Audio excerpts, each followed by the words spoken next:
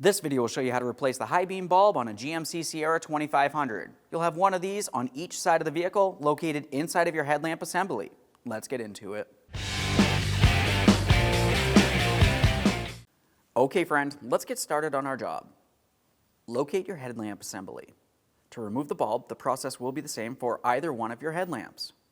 If you're working on the passenger side, you're going to be along the back side of the headlamp and you're going to find you have an air filter housing. If you're on the driver's side, you're going to have a washer fluid reservoir. Either way, you want to carefully make your way in between this area, and you should be able to hold onto the bulb. We're going to start turning that counterclockwise to dislodge it.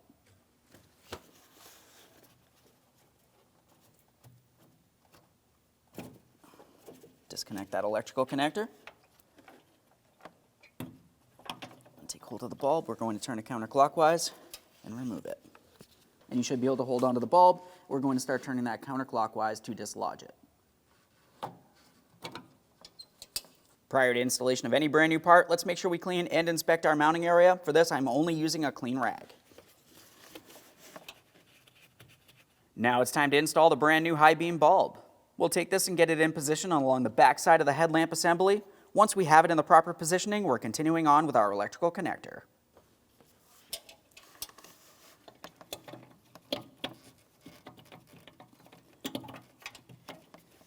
Okay, that's on.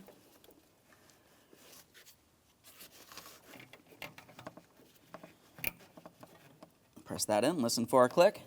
That feels good. Now that we finished our installation, let's make sure we test the functionality. Perfect. Thanks for watching. When only the best will do, demand TRQ. The only company that lets you view before you do. TRQ is committed to offering the highest quality aftermarket auto parts that are engineered for peace of mind.